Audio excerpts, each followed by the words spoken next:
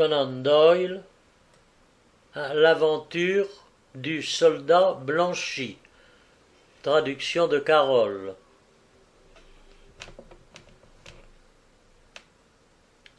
Les idées de mon ami Watson, pour être rares, n'en sont pas moins opiniâtres. Voici un certain temps déjà qui me pousse à me livrer à la rédaction d'un compte-rendu par moi-même. Peut-être suis-je en quelque sorte à l'origine de cette invitation, à cause de remarques que j'aurais réitérées de temps à autre quant au convenu des récits de Watson, trop superficiels à mon goût, par des observations quant au style adopté, trop élancé, trop empreint de sensationnel et se concentrant peu sur les faits. « Mais rédigez vous-même, Holmes, avait-il dit rétorqué, et je suis contraint d'admettre, après avoir pris un crayon en main, que la tâche n'est pas si aisée qu'il n'y paraît, et que le récit doit être présenté de manière à ce qu'il éveille la curiosité du lecteur et suscite son intérêt. Le récit de l'aventure qui va suivre n'y manquera pas, car elle en est l'une des plus étranges à laquelle il m'a été donné d'assister, et dont le hasard seul préserva Watson d'en avoir trace dans ses propres notes. À propos de mon vieil ami auteur des compilations de nos aventures, je désire saisir l'opportunité de soulever ici un point crucial. Si je choisis délibérément que nous soyons deux pour tenter de résoudre les modestes enquêtes que l'on veut bien me confier, ce n'est ni par caprice ni par dissimulation, mais bien parce que Watson possède de grandes qualités et que par modestie il n'a jamais fait ressortir des comptes rendus qu'il a rédigés, tandis qu'il exagérait au contraire mes mérites. Un collaborateur qui prévoit vos conclusions, étant cela en action, est toujours dangereux, mais celui pour lequel la découverte de chaque nouvel élément constitue un perpétuel étonnement, et qui ne dirait plus le dénouement de l'enquête qu'il ne déchiffrerait, un livre fermé est un assistant fort précieux. Mes notes relatives à cette affaire mentionnent que ce fut au mois de janvier de l'année 1903, immédiatement après la fin de la guerre des Boers en Afrique du Sud, que je reçus la visite de M. James MacDonald, un Anglais robuste au teint frais et hâlé. Mon bon Watson m'ayant alors abandonné pour prendre femme, seule décision égoïste qu'il prit jamais au cours de nombreuses années d'association, je me trouvais alors seul à Baker Street. J'ai pour habitude de m'asseoir dos à la fenêtre et d'inviter mes visiteurs à prendre place face à moi, de façon à ce que la lumière éclaire vivement les traits de leur visage. M. James Dodd semblait embarrassé quant à la manière dont il s'y prendrait pour exposer la raison de sa visite. Je ne tentais cependant pas de lui porter assistance, pour la raison que mon silence me laissait à loisir le temps de me livrer à l'examen de sa personne. L'expérience m'ayant montré qu'il pouvait m'être profitable de livrer à mes futurs clients un aperçu de mon sens de la déduction, je jugeais bon de lui communiquer certaines de mes impressions le concernant. « Vous arrivez tout droit d'Afrique du Sud, monsieur. »« Oui, monsieur, » me répondit-il, non sans une certaine surprise. « Membre de la cavalerie impériale, il me semble. »« Tout à fait. »« Et régiment du Middlesex, sans l'ombre d'un doute. » « Ma parole, monsieur Holmes, vous êtes sorcier. » Je souris à son air perplexe. À votre entrée dans la pièce, à la vue de votre apparence virile, de votre teint trop basané pour être le résultat de l'action de notre soleil d'Angleterre, de votre mouchoir, enfoui dans votre manche et non plus dans votre poche, il ne me fut pas difficile de procéder aux déductions qui s'imposaient. Vous portez la barbe courte, ce qui tend à prouver que vous n'êtes pas soldat de métier. votre allure est celle d'un cavalier. Quant au Middlesex, votre carte de visite vous introduit comme un courtier de Fraglin Bolton Street et vous ne pouvez choisir d'autres régiments. Oh, on peut dire que vous avez l'œil. Mon œil ne voit rien d'autre que vous, mais je lui ai enseigné à interpréter ce qu'il voit. Quoi qu'il en soit, monsieur Dodd, je présume que la raison pour laquelle vous avez désiré me rencontrer ce matin n'est pas motivée par le désir d'ouvrir un débat sur mes méthodes d'observation. Voyons, dites-moi ce qui s'est passé à Tewkesbury Hall Park. Monsieur Holmes. Mon cher, ceci est encore l'évidence même. Le cachet de votre lettre mentionnait clairement sa provenance et de votre précipitation à obtenir un entretien en urgence, je déduis qu'un événement inhabituel et de la plus haute importance s'est produit à Tewkesbury Hall Park ce matin. Mais c'est tout à fait cela, en vérité. Bien que j'aie cependant rédigé la lettre dans l'après-midi, et qu'un événement nouveau se soit produit entre-temps. Mais pour tout vous dire, si le colonel Ellsworth ne m'avait pas mis à la porte... Mis à la porte? Oui, ou en tout cas, c'est tout comme... Il ne plaisante pas, le colonel. On ne voyait plus revêche que lui en son temps, en acte autant qu'en parole. Oh, d'ailleurs, je ne risquais en aucune façon à l'approcher si ce n'était pour Godfrey. Je bourrai ma pipe, l'allumai et me rejetai en arrière de mon fauteuil. Voudriez-vous me préciser vos dernières paroles? Mon client eut un sourire malicieux. Vous m'aviez habitué, monsieur Holmes, à vous voir deviner chaque fait avant que je ne vous l'expose, dit-il. Voici les faits, et j'espère, par tous les saints, que vous pourrez me dire ce qu'ils signifient. J'ai passé la nuit à y réfléchir, sans succès, car plus j'y réfléchissais, plus il me paraissait invraisemblable. Lorsque je me suis enrôlé en 1901, il y a de cela tout juste 2 ans, je me trouvais dans la même escadron que le jeune Godfrey Ellsworth. Il était le fils unique du colonel Ellsworth, décoré de la croix de Victoria lors de la guerre de Crimée, et avait donc l'âme d'un combattant. Il n'y a donc pas matière à s'étonner qu'il ne lui fût ainsi enrôlé. Il était cependant le plus chic garçon du régiment. Nous nous liâmes d'amitié, d'une amitié qui se renforça peu à peu par la même vie, les mêmes joies, les mêmes peines que nous éprouvâmes au sein du régiment. Nous devînmes camarades, et ce mot prend tout son sens dans l'armée. Nous partageâmes le meilleur et le pire durant toute une année de rudes combats. Godfrey eut le malheur d'être touché par une balle d'éléphant cerne lors d'une bataille près de Diamond Hill, aux environs de Pretoria. Je reçus de lui une lettre de l'hôpital, où il se trouvait au Cap, puis une autre de Southampton. Depuis, plus de nouvelles, plus l'ombre d'une nouvelle. Monsieur Holmes, depuis plus de 6 mois, alors que lui et moi étions si proches.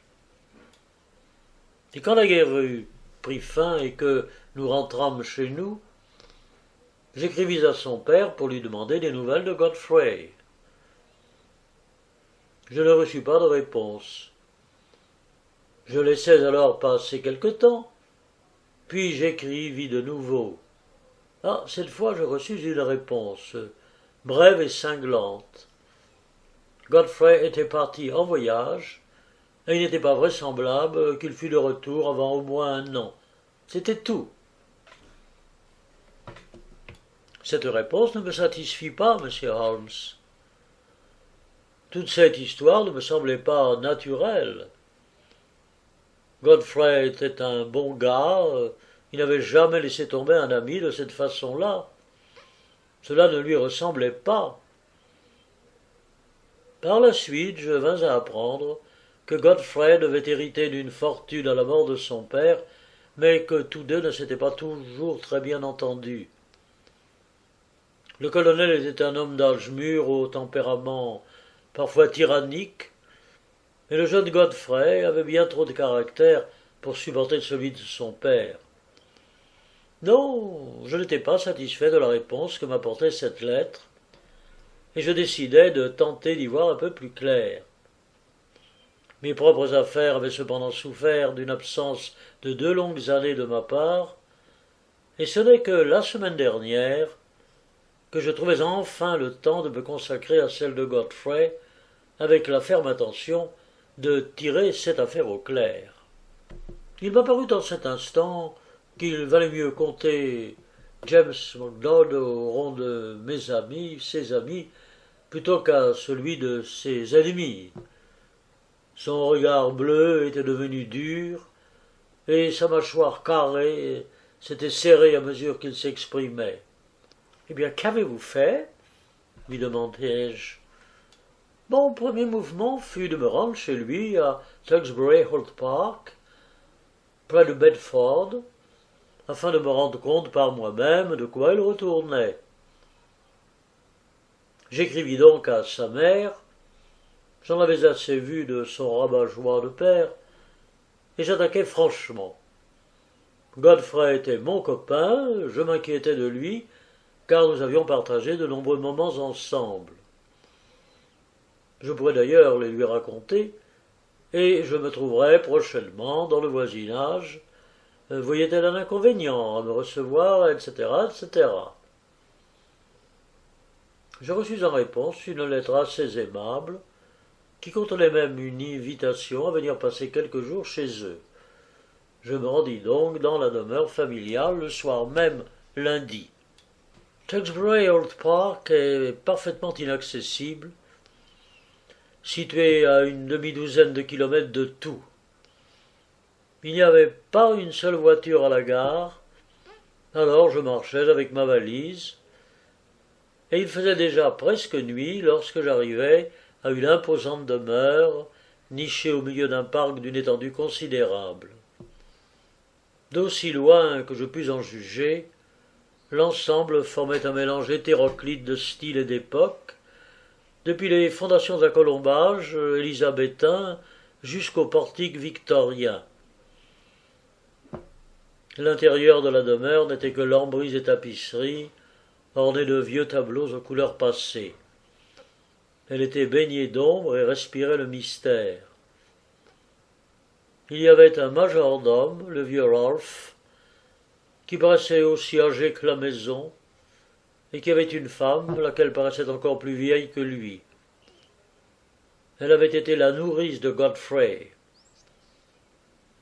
Ayant entendu par le passé Godfrey parler d'elle en termes affectueux et comme d'une seconde mère, je ne me laissai pas rebuter par son apparence, et je fus également présenté à la maman, on aurait dit une adorable petite sœur souris blanche, et je l'appréciais également. Mais quant au colonel, je ne pouvais pas l'encadrer. Nous eûmes tout de suite un premier accrochage, et je n'avais pas pensé que si c'était bien là le but qu'il recherchait, je m'en serais retourné aussi sec à la gare. Après avoir été introduit dans un bureau, je me trouvai en face d'un homme à la stature haute, légèrement voûté, à la peau tannée et à la longue barbe grisonnante, assis à une table de travail jonchée de documents en désordre. Son nez rouge et veineux, proéminent, évoquait le bec d'un vautour. Ses 2 yeux gris et défiants, surplombés de sourcils broussailleux, se fixèrent sur moi. Je compris alors la raison pour laquelle Godfrey restait d'ordinaire silencieux sur son père.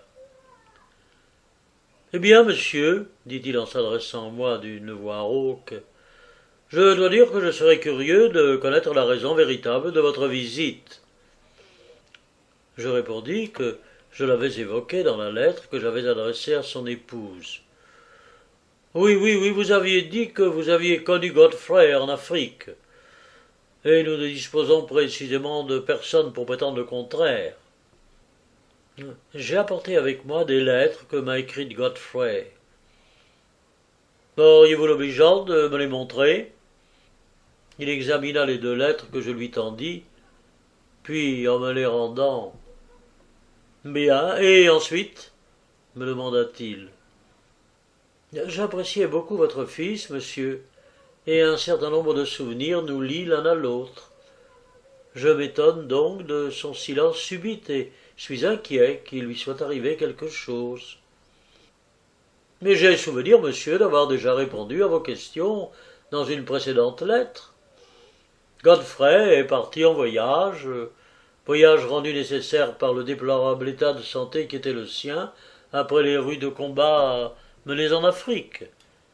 Et sa mère et moi fûmes d'avis qu'un changement complet d'air et de climat lui était absolument nécessaire. Je vous prie de bien vouloir faire entendre cette même explication à tous ceux de ses amis qui se préoccuperaient d'avoir de ses nouvelles. Certainement, monsieur, répondis-je, mais peut-être auriez-vous l'obligeance de me communiquer le nom du steamer et le nom de la ligne sur laquelle il voyage.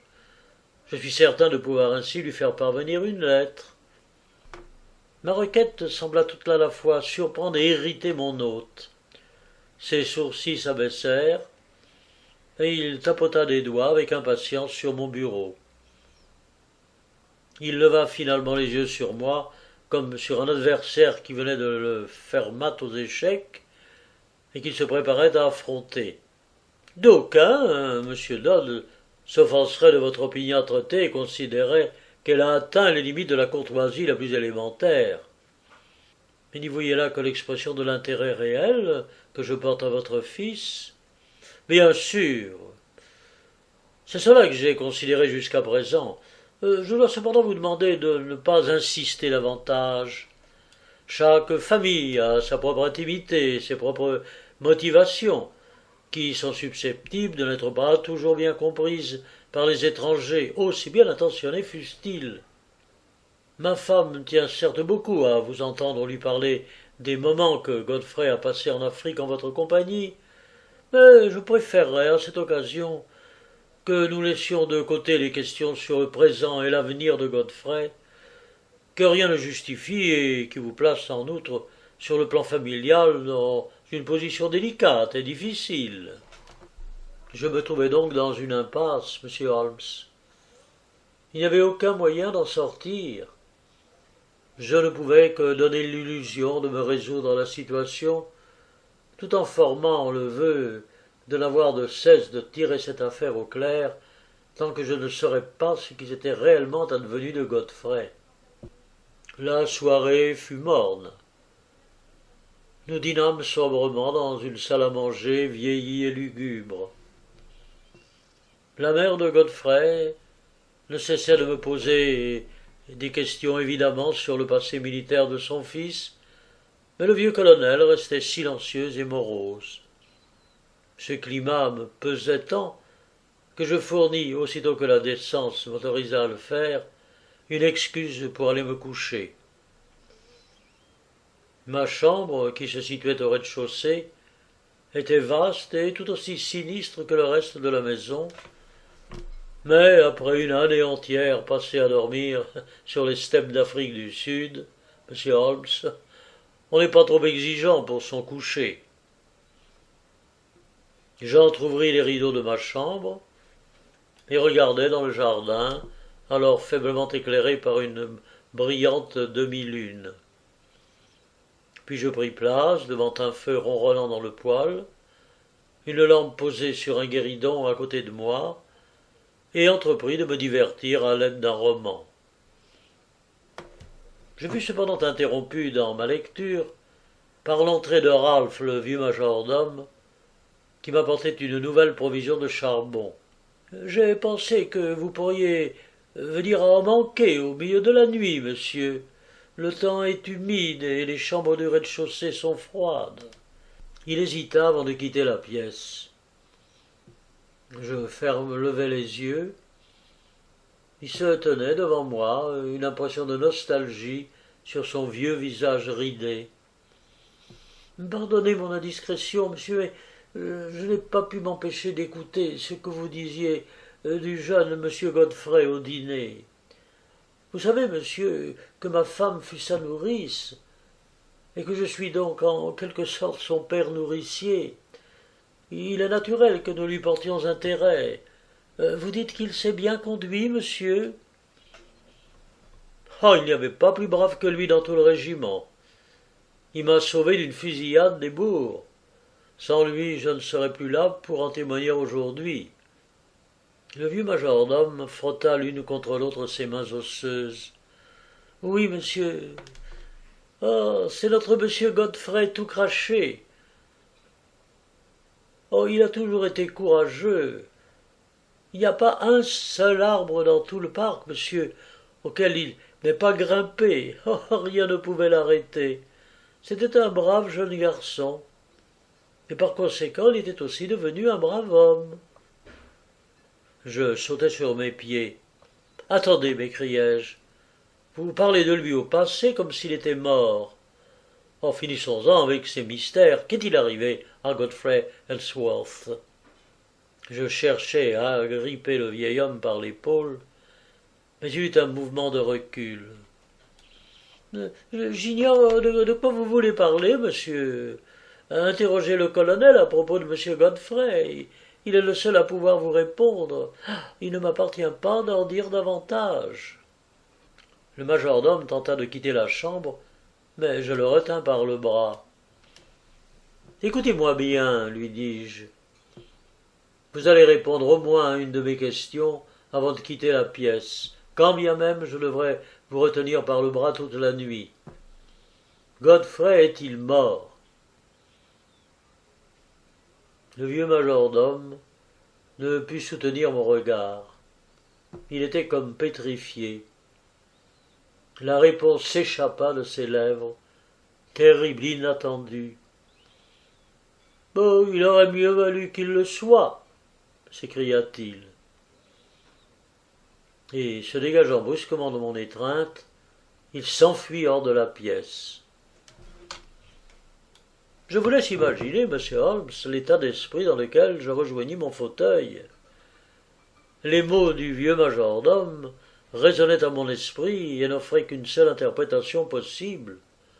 Mon pauvre Godfrey s'était sans doute trouvé impliqué dans une affaire criminelle ou tout au moins compromettante qui portait directement atteinte à l'honneur de sa famille.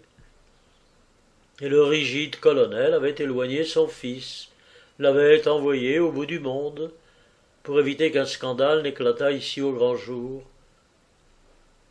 Je savais que Godfrey pourrait parfois se montrer imprudent. Il avait pu être influencé, manipulé et conduit à sa propre perte par des mains mal intentionnées. C'était terrible, si tel était le cas, mais il devenait de mon devoir de tenter de le retrouver et de lui venir en aide. J'étais plongé dans ces considérations lorsque, levant la tête, j'aperçus soudainement le visage de Godfrey Ellsworth en face du mien. James Baird marqua une pause, emploie une émotion profonde. « Continuez, je vous prie, lui dis-je. Votre affaire présente des faits tout à fait inhabituels. » Mais Godfrey se tenait de l'autre côté de la fenêtre, monsieur Holmes, le visage appuyé contre les vitres. Je vous avais dit auparavant avoir regardé dans le jardin. J'avais laissé les rideaux entr'ouverts. Et j'apercevais Godfrey tout entier dans cet interstice, car la fenêtre était en réalité une porte-fenêtre, mais ce fut son visage qui retint particulièrement toute mon attention. Il était d'une pâleur mortelle. Je n'avais jamais vu auparavant un visage d'une telle pâleur. Je suppose que les fantômes peuvent revêtir cette apparence, mais les yeux de Godfrey avaient rencontré les miens, et son regard était celui d'un vivant. Il se rejeta alors vivement en arrière et s'évanouit dans la nuit. Il y avait quelque chose de choquant dans cette apparition, monsieur Holmes. Je ne parle pas tant de cette pâleur livide, se détachant avec une blancheur effroyable dans l'obscurité, mais de son expression fuyante, insinuante, coupable même, une expression que je n'avais jamais vue auparavant sur le visage de l'homme franc et courageux que j'avais connu. Cette apparition laissa dans mon esprit un sentiment d'horreur indescriptible. Mais un homme qui a été enrégimenté pendant 2 ans avec des bourgs pour seul compagnon de jeu a pour habitude de ne jamais perdre son sang-froid et d'agir avec promptitude. Godfrey avait à peine disparu que j'étais déjà à la fenêtre. Elle s'ouvrait difficilement, et je perdis du temps. Aussitôt ouverte, je me ruai dans le jardin dans la direction que je pensais avoir été empruntée par Godfrey. Devant moi s'ouvrait une longue allée, très faiblement éclairée par la lune, mais il me semblait pourtant distinguer un mouvement devant moi. Je me mis à courir en hélant son nom, mais sans succès. Quand j'atteignis l'extrémité de l'allée, plusieurs bifurcations s'offrirent à moi. Alors que j'hésitais sur la direction à prendre, j'entendis distinctement le bruit d'une porte que l'on refermait, non pas derrière moi, dans la demeure que j'avais quittée en courant, mais devant moi, quelque part dans l'obscurité. Ce fut assez, monsieur Holmes, pour que je sois assuré que ce que j'avais vu n'était pas une vision. Godfrey s'était enfui en m'apercevant et avait refermé une porte sur lui. Oh, j'y aurais mis ma main au feu. Je ne pouvais rien faire de plus, et j'épuisai la nuit en conjectures, tournant et retournant les faits dans mon esprit, en tentant vainement de leur trouver une explication. Le jour suivant, j'eus le plaisir de trouver le colonel d'une humeur davantage accommodante, et à la remarque de son épouse selon laquelle plusieurs sites dans les environs étaient dignes d'intérêt, je me risquai à solliciter une invitation à passer quelques nuits supplémentaires à Talbury-Oxford. Sur un acquiescement bourru du vieil homme, je vis s'ouvrir à moi de nouvelles perspectives quant à déterminer où et pourquoi exactement Godfrey se cachait.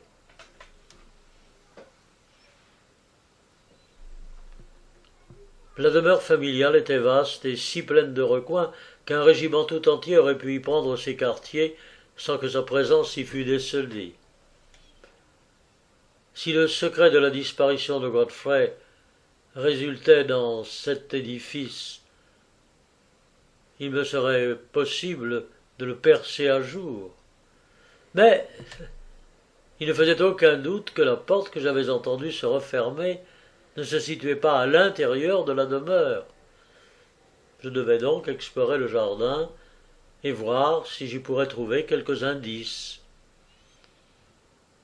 Cette mission ne se révéla pas aussi délicate que j'aurais pu le supposer, car mes hôtes vaquèrent à leurs propres occupations sans du tout se préoccuper des miennes.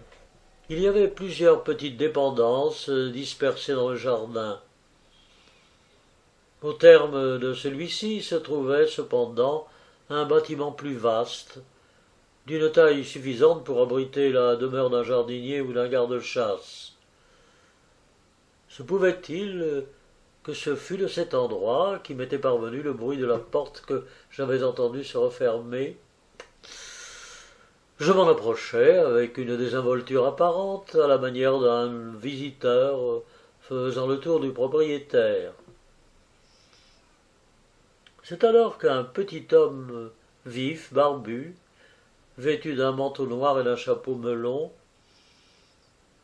n'ayant pas du tout l'apparence d'un garde-chasse, en sortit, en verrouillant à ma grande surprise la porte derrière lui et en glissant la clé dans sa poche. Me regardant non sans surprise, il me demanda si je visitais le domaine. J'acquiesçai, et j'ajoutai que j'étais également un ami de Godfrey. « Oh, quel dommage qu'il soit en voyage! Oh, chérie, oh, il aurait été si heureux de me voir! » « Oui, c'est à peu près cela, en effet, » répondit l'homme d'un air quelque peu embarrassé. « Mais nul doute que vous réitérerez votre visite et vous serez plus chanceux une autre fois. » Il fit mine de s'éloigner, mais en me retournant, je m'aperçus qu'il s'était arrêté à quelque distance et m'observait, immobile, à demi dissimulé par un massif de lauriers de jardin. En passant devant le pavillon, je jetai un coup d'œil par les fenêtres à l'intérieur, mais elles étaient garnies d'épais rideaux, et d'aussi loin que j'en pus en juger, le pavillon était vide. Je devais cependant ménager mon audace si je désirais poursuivre mon enquête, car je n'étais pas sans ignorer que l'on m'observait toujours. Je repris donc, en flânant, le chemin de la demeure, et résolus d'attendre à la nuit pour poursuivre mes investigations. Lorsque la nuit vint et que tout fut tranquille, je sortis par la fenêtre et repris aussi silencieusement que possible le chemin du mystérieux pavillon. Si ces fenêtres étaient toujours ornées d'épais rideaux, à présent en tout cas les volets en étaient également fermés. De la lumière filtrait cependant au travers de l'une d'entre elles. Je m'en approchai. Par chance, les volets de cette fenêtre n'étaient pas hermétiquement clos, et les rideaux offraient un interstice suffisant pour me permettre d'apercevoir ce qui se passait dans la pièce. L'endroit semblait chaleureux, une lampe brillait et un feu crépitait. Face à moi était assis le petit homme que j'avais vu sortir du pavillon le matin même. Il fumait sa pipe en lisant un journal. « Quel journal » demandai-je. À cette interruption abrupte de son récit, mon client eut un geste d'agacement. « Cela a-t-il la moindre importance » me demanda-t-il. « Ou la plus essentielle. Je n'ai pas prêté la moindre attention. » Peut-être, cependant, avez-vous pu observer la taille du journal, s'il était d'un format classique ou plus petit, comme celui que l'on réserve habituellement aux hebdomadaires. À présent, oui, que vous soulevez cette question, il me revient en mémoire que le journal n'était pas d'un grand format.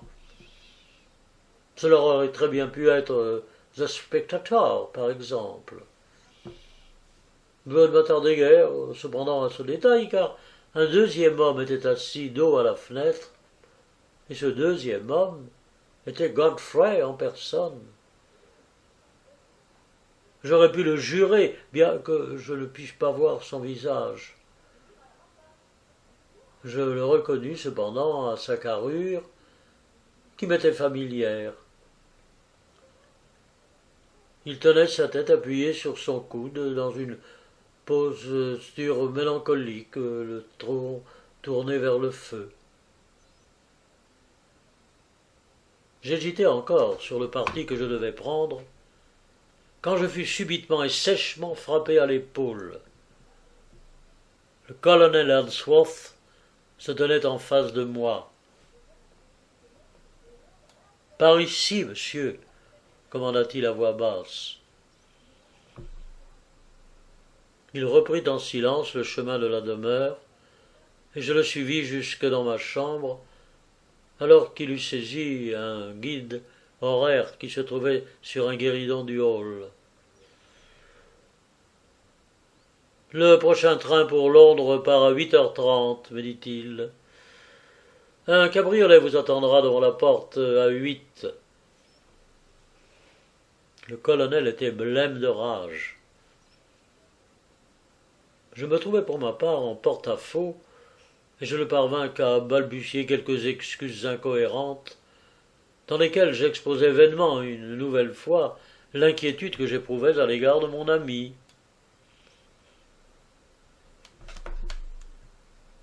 La discussion est close, me dit le colonel d'un ton abrupt. Vous vous êtes outrageusement introduit dans le cercle fermé de notre famille. Vous y êtes venu en invité et vous vous y comportez en espion. Je n'ai rien d'autre à ajouter, monsieur, si ce n'est que j'espère ne jamais vous revoir. C'est alors que je perdis mon sang-froid, monsieur Holmes, et je dis avec feu, « J'ai vu votre fils, et je suis convaincu que vous le maintenez à l'écart du monde. Je n'ai aucune idée sur les motifs qui vous poussent à agir de la sorte, mais je suis certain que vous portez atteinte à sa liberté. Je vous avertis, colonel, que je n'aurai de cesse que je me sois assuré de la sécurité et du bien-être de mon ami, que je ne ménagerai pas mes forces pour percer à jour ce mystère, et que je me laisserai nullement intimider par tout ce que vous pourrez me dire ou faire. » Le colonel me jeta un regard diabolique, et je craignis un instant qu'il se jetât sur moi. Je l'ai décrit comme un homme de haute taille et encore svelte, au caractère parfois emporté, et bien qu'il fût âgé et que je fusse pour ma part loin d'être une poule mouillée, il me semblait que j'aurais eu peine à conserver l'avantage dans une lutte engagée avec lui. Mais après m'avoir fixé un long moment avec rage, il se détourna et sortit de la pièce. Pour ma part, je montai dans le train indiqué au matin avec la ferme intention de me rendre tout droit chez vous pour vous demander conseil et assistance au cours d'un entretien que je vous avais déjà demandé de me fixer auparavant par lettre. Telle était donc la situation à laquelle était confronté mon visiteur. Elle ne présentait, comme le lecteur attentif s'en sera peut-être aperçu, que peu de difficultés quant à son explication, si l'on considère qu'un choix très restreint d'hypothèses mène d'ordinaire à la solution d'un problème. Cependant, aussi élémentaire que celle-ci pût être, elle comportait des ramifications nouvelles et intéressantes qui justifieront le choix que j'ai fait de les relater au sein du présent compte-rendu. Je tentai donc d'isoler, en procédant selon ma méthode d'analyse logique habituelle, les différentes explications possibles que j'entrevoyais. En ce qui concerne les domestiques, demandai-je, combien y en a-t-il dans la demeure?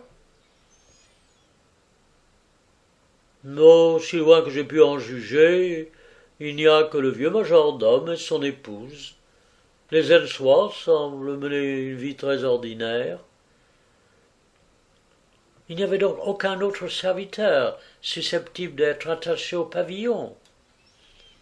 Non, si ce n'est le petit homme barbu que j'ai aperçu en sortir, mais je dois dire qu'il m'avait paru d'un rang supérieur à celui d'un domestique. Voilà qui est intéressant. Avez-vous pu remarquer si les repas étaient préparés dans la demeure familiale et conduits ensuite au pavillon? Non, à présent que vous soulevez ce point, je me rappelle, oui, avoir vu le vieux Ralph portant un panier et traverser le jardin en direction du pavillon. Je n'avais pas cependant immédiatement supposé que le panier pouvait contenir de la nourriture. Avez-vous mené également votre enquête dans les alentours? Oui, j'ai parlé au chef de gare, ainsi qu'à l'hôtelier du village. Je leur ai simplement demandé s'ils avaient quelques nouvelles de mon ancien camarade Godfrey Ainsworth. Tous deux m'assurèrent qu'il était parti en voyage. Il était revenu pour un temps après la guerre, mais était presque aussitôt reparti. L'histoire de ce soi-disant voyage semblait avoir été monté de toutes pièces et universellement accepté. Vous n'avez rien dit de vos soupçons au chef de gare ou à l'hôtelier? Non. Vous avez bien fait. Une enquête plus rigoureuse s'impose. Je vous accompagnerai donc à Tewkesbury Hall Park. Aujourd'hui même, j'étais alors sur le point d'éclaircir une affaire que Watson relata par la suite sous le titre de l'Abbey School et dans laquelle le duc de Greatminster était gravement impliqué. Je venais également d'être prié par le sultan de Turquie de lui apporter mon aide dans une affaire urgente qui pouvait se révéler avoir les conséquences politiques les plus fâcheuses si elle était négligée. Ce ne fut donc, à en croire mes notes, qu'au début de la semaine suivante que je me mis en route pour le comté de Bedfordshire en compagnie de M. James Dodd. Alors que notre train entrait en gare d'Enston, j'invitai à nous rejoindre un gentleman grisonnant, grave et taciturne, avec lequel j'avais auparavant pris les arrangements nécessaires. « Je vous présente un de mes vieux amis, dis-je à Dodd. Il est possible que sa présence soit tout à fait superflue ou qu'elle se révèle au contraire essentielle. Inutile d'en dire plus long pour l'instant. » Les comptes rendus réalisés par Watson ont certainement accoutumé le lecteur, sans doute, à ne me voir divulguer aucune de mes hypothèses ou conclusions avant qu'une affaire ne soit en mesure d'être entièrement résolue. Dodd manifesta la plus grande surprise, mais n'ajouta rien cependant, et nous continuâmes tous trois ensemble notre voyage.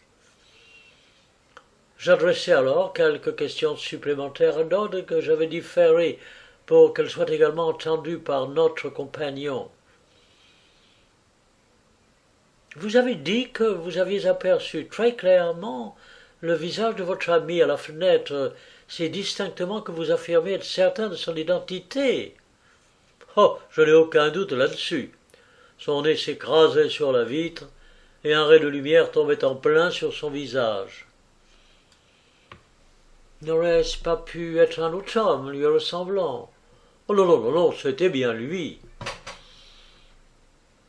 Mais vous l'avez décrit comme ayant changé. Non seulement de couleur, son visage était, oh, pourrais-je le décrire, d'une blancheur d'écaille semblable à celle que l'on aperçoit sur le ventre des poissons. Il était blanchi. Sa blancheur était-elle uniforme? Je ne crois pas. Ce n'est que le haut de son visage, cependant, que j'aperçus le plus distinctement, puisqu'il le pressait contre la fenêtre. Et l'avez-vous interpellé? J'étais trop interloqué et horrifié pour cela. Ensuite, je me suis lancé à sa poursuite, mais sans résultat, je vous l'ai dit. Le dénouement de notre affaire était proche. Il ne me manquait plus pour l'éclaircir que d'infimes détails. Nous parvînmes, après une longue route, à la vétuste et étrange demeure décrite par mon client.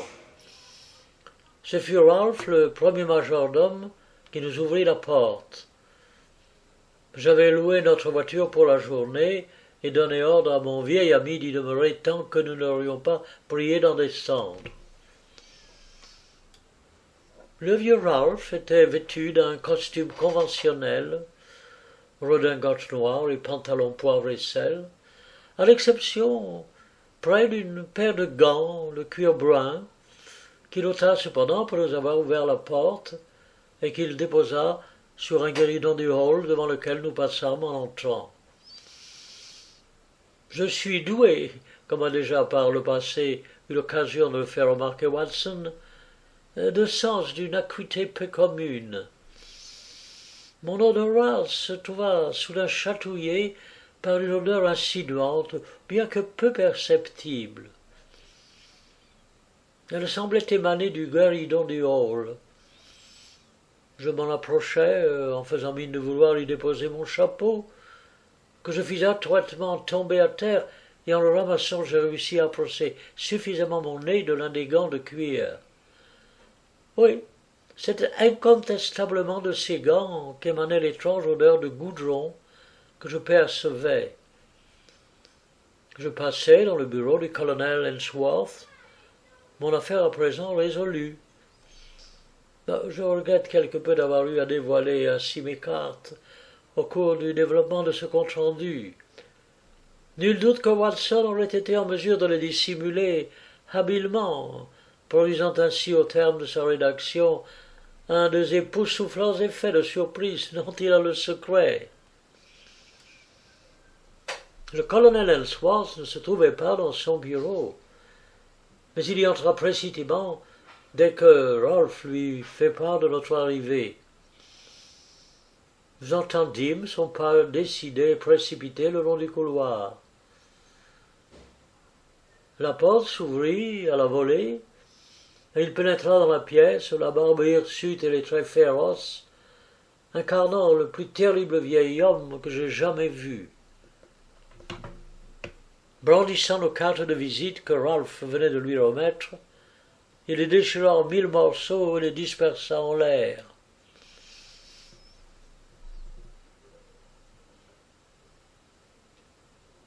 Ne vous avais-je pas averti, infernal fouineur, que vous n'étiez plus rien bienvenu ici, mais comment êtes-vous revenir?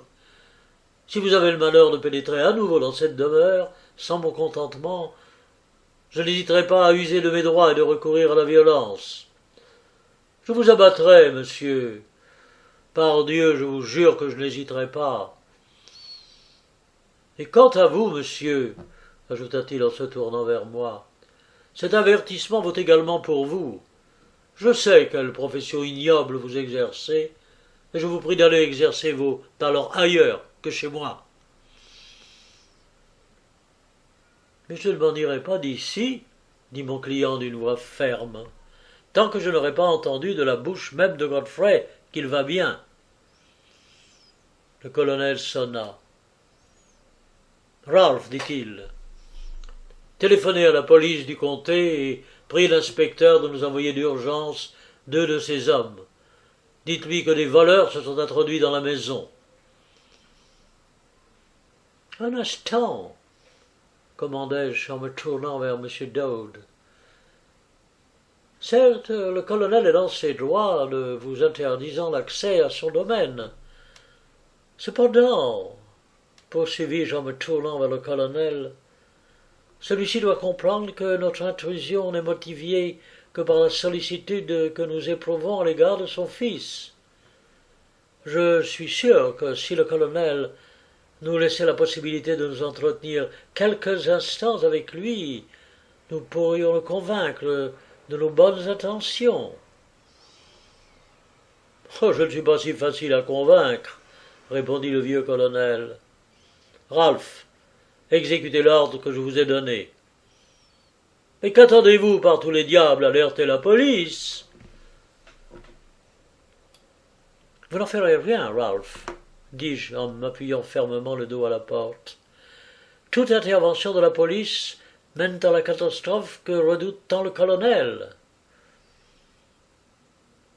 Je sortis un calepin de ma poche et griffonnai un mot sur une de ces pages que je détachai et tendis au colonel.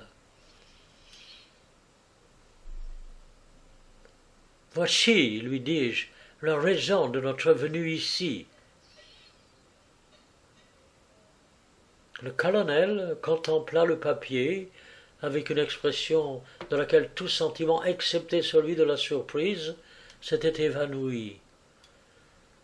« Mais comment avez-vous deviné » balbutia-t-il en s'affaissant lourdement sur une chaise. « C'est mon métier de deviner, lui dis-je. »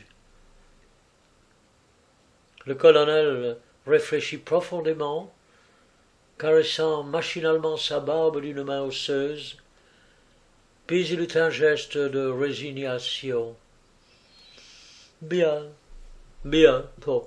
« Si tel est votre désir, vous verrez Godfrey. » « 」 « « « « « « « « « « « « « « « « « « « « « « « « « « « « « « « « « « « « « « « « « « « « « « « « « « « « « « « « « « « « « « « « « « « « « « « « « « « « « « « « « « « « « « « « « « « « « « « « « « « « « « « « « « « J'aurais préféré que ce ne fût pas le cas, mais vous me forcez la main.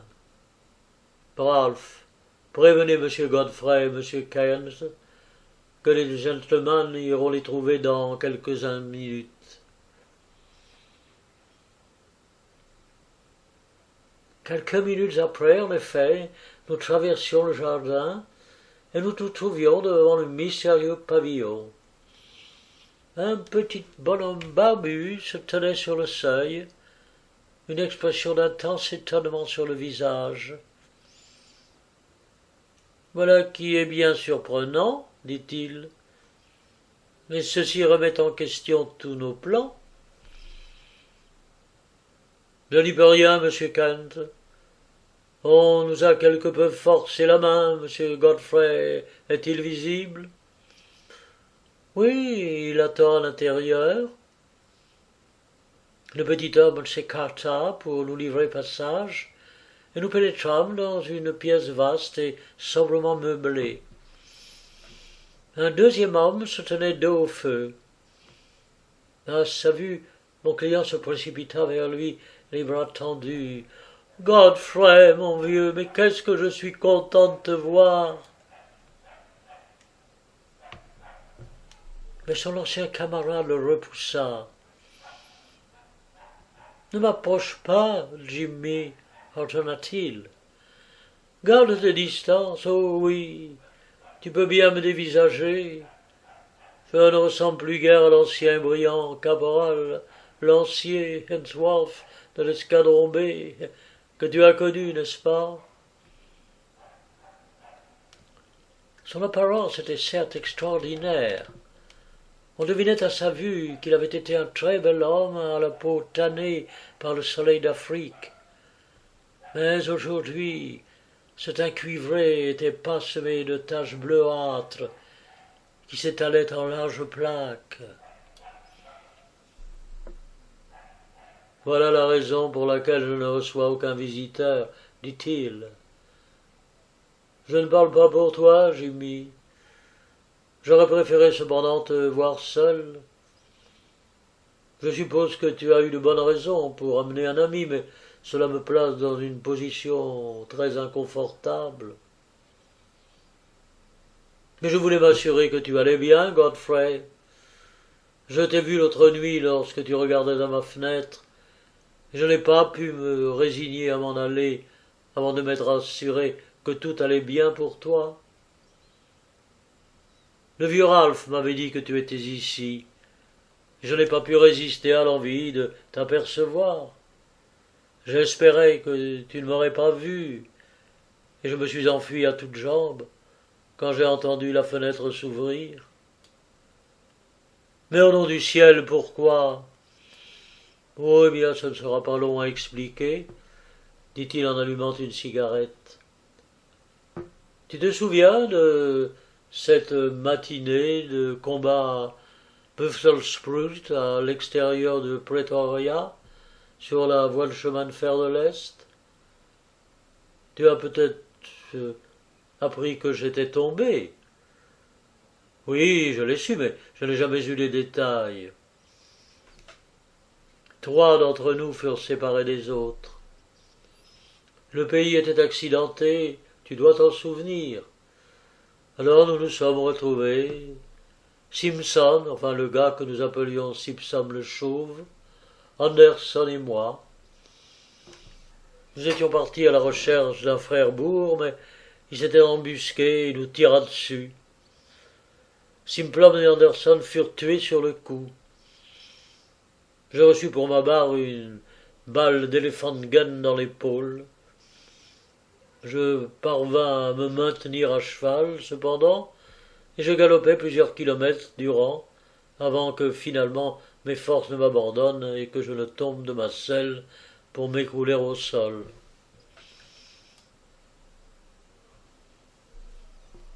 Quand je revins à moi, il faisait nuit.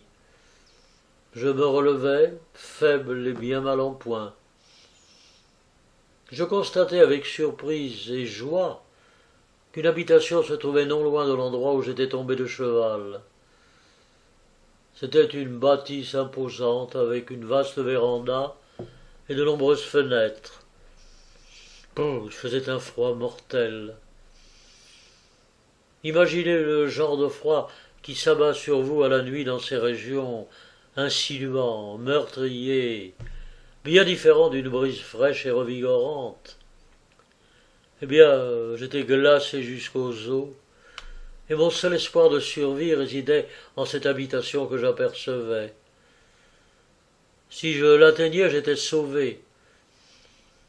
Je me remis sur mes pieds et me traînai péniblement, ayant à peine conscience de ce que je faisais.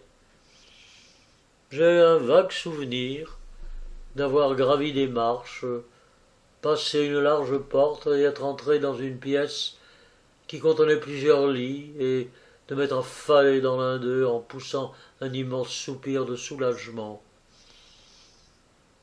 Il était défait, mais je ne m'en souciais guère et m'en accommodais fort bien. Je rassemblais les couvertures sur mon corps grelottant et sombrais dans un profond sommeil. Quand je m'éveillais au matin, le havre de paix dans lequel je pensais m'être réfugié s'était évanoui. Le soleil d'Afrique inondait, par les fenêtres dépourvues de rideaux, la vaste pièce aux murs blanchis à la chaux, dont je distinguais à présent les moindres détails. Devant moi se tenait un petit homme d'une taille similaire à celle d'un nain, à la tête proéminente, qui brandissait deux énormes mains dans ma direction, gesticulant avec animation, et s'adressant à moi dans une sorte de jargon hollandais. Derrière lui se tenait un groupe de personnes qui semblaient excessivement s'amuser de la situation. Mais lorsque je les dévisageai, frisson me parcourut. Aucun des visages de ces individus n'avait plus une apparence humaine. Tous étaient extraordinairement déformés, enflés, défigurés. Le rire de ces créatures monstrueuses était une chose atroce à entendre. Aucune d'elles ne semblait parler l'anglais, mais la situation n'allait pas tarder à obtenir un éclaircissement, car le nain à tête proéminente devenait de plus en plus furieux, et en poussant des cris de bête sauvage, il me saisit par ses mains déformées et me tira du lit en dépit d'un nouveau flot de sang qui s'échappa alors de ma blessure. Et aussi petite fut-elle, cette créature était aussi forte qu'un bœuf, et je ne sais ce qu'elle m'aurait fait si un vieil homme qui était clairement investi d'une autorité n'était soudain entré dans la pièce, attiré par le vacarme, et s'était porté à mon secours. Il adressa quelques mots d'un ton ferme en hollandais à mon agresseur qui s'éloigna. Le vieil homme se tourna alors vers moi, me considérant avec la plus grande stupéfaction. « Mais comment êtes-vous parvenu jusqu'ici, me demanda-t-il enfin. Peu importe, oui, je vois que vous êtes épuisé et blessé.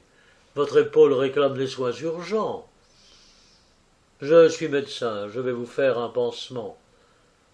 Mais mon ami, vous aurez ici un bien plus grand danger sur n'importe quel champ de bataille. Vous vous trouvez au sein d'un hôpital de lépreux, et vous avez dormi dans un de leurs lits. Dois-je en dire davantage, Jimmy? Il me semble qu'en prévision de la bataille imminente, ces pauvres créatures aient été évacuées la veille. Puis les Anglais ayant regagné du terrain, ils avaient été ramenés aux soins de la bâtisse qu'ils avaient dû temporairement quitter, conduits par leur médecin-chef. Celui-ci me confia, avec tristesse, que, bien qu'il pensât lui-même être immunisé contre cette terrible maladie, il ne se serait jamais risqué à avoir, comme je l'avais fait en prenant place dans un lit auparavant occupé par un malade. Alors il me fit préparer une chambre seule, me traita avec déférence et, en moins d'une semaine, je fus transféré à l'hôpital général de Pretoria. Voilà. Vous connaissez maintenant l'histoire de ma tragédie. J'espérais, contre tout espoir, mais les terribles signes précurseurs de la maladie que vous pouvez aujourd'hui constater sur mon visage ne furent pas longs à apparaître. Oh, quel parti devais-je prendre? Je pouvais vivre en famille, dans ce domaine retiré de Talborial Park. Nous n'avions que 2 domestiques pour nous servir, en qui nous pouvions avoir toute confiance. Il y avait dans le parc un pavillon dans lequel je pourrais résider. Et sous le sceau du secret médical, M. Kent, chirurgien de profession, resterait à mes côtés pour me prodiguer les soins qui me seraient nécessaires. Ce plan ne présentait jusque-là pas la moindre difficulté de mise en œuvre. Sa contrepartie était cependant pour moi de mener une vie isolée, jusqu'à la fin de mes jours, sans aucun espoir de retour à la société. Mais le secret le plus absolu était nécessaire, ou cette campagne, tranquille elle-même, aurait été soulevée d'un vent de panique, et je n'aurais pas été, sans me voir conduit, sans tarder à mon funeste destin. Même toi, Jimmy, tu devais être tenu à l'écart de notre terrible secret. Pourquoi mon père a-t-il finalement permis qu'il te soit révélé? Cela, c'est ce que je ne puis m'expliquer.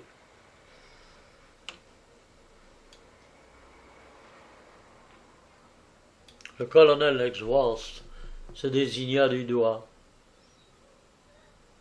C'est ce gentleman qui m'y a forcé. Il extirpa le morceau de papier que je lui avais tendu auparavant et sur lequel on pouvait lire le mot « lèpre ».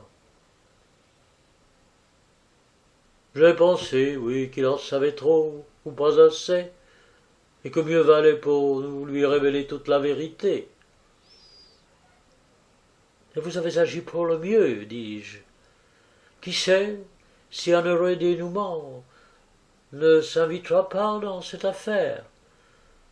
Je crois comprendre que seul M. Kent a jusqu'à présent pu examiner le malade, mais me permettrez-vous de vous demander, M. Kent, si vous faites autorité également dans le domaine des maladies tropicales et subtropicales?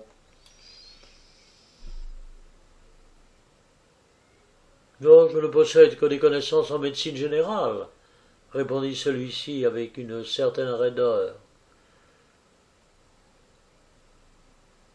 Je ne doute pas que vous soyez pleinement compétent dans ce domaine, mais peut-être m'accorderez-vous que, devant un tel cas, un second avis serait précieux. Vous vous privez sans doute de ce second avis par peur des conséquences fâcheuses qui adviendraient pour M. Godfrey que l'on vous obligeait à isoler. Oui, c'est tout à fait cela, intervint le colonel. Je prévoyais ces complications, poursuis-je, et j'ai pris la liberté d'amener avec moi un ami en lequel vous pouvez avoir toute confiance et dont la discrétion sera totale. J'ai eu par le passé l'occasion de lui rendre un léger service, et il a accepté de venir aujourd'hui en tant qu'ami, reconnaissant bien plus encore qu'en tant que spécialiste. Son nom est Sir James Saunders.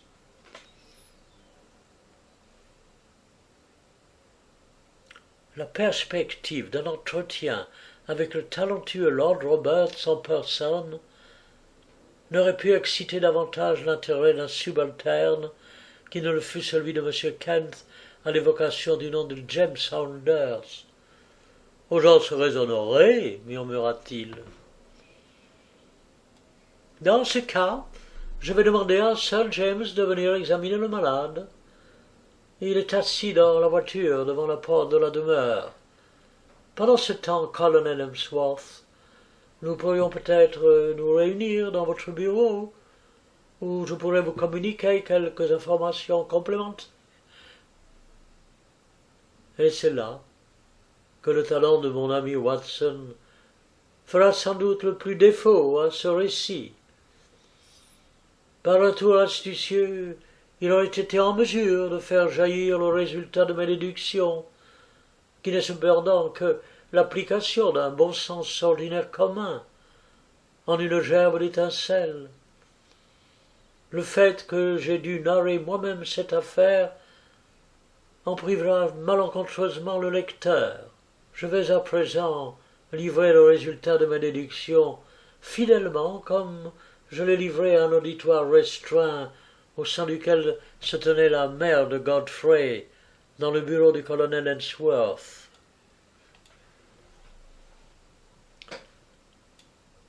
Ma méthode, commençai-je, est basée sur l'élimination progressive des hypothèses impossibles, jusqu'à retenir celles parfois invraisemblables, au nombre desquelles se trouve la vérité. Il se peut parfois qu'il soit impossible de l'isoler.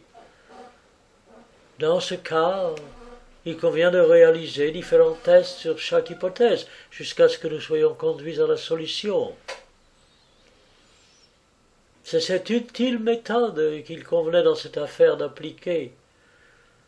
De la façon dont il me fut tout d'abord présenté, ce cas comportait 3 hypothèses plausibles à l'explication de la réclusion ou de la séquestration de M. Godfrey dans un pavillon isolé du domaine familial.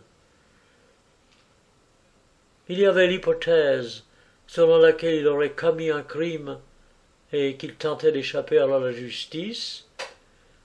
Il y avait en second lieu l'hypothèse selon laquelle il était devenu fou et tentait d'échapper à une réclusion en asile. Et il y avait enfin l'hypothèse selon laquelle il était atteint de quelque maladie qui rendait nécessaire son maintien à l'écart du reste de sa famille. Et je ne voyais pas d'autre possibilité que ces 3 hypothèses, et je commençai donc à m'intéresser de plus près à chacune d'entre elles.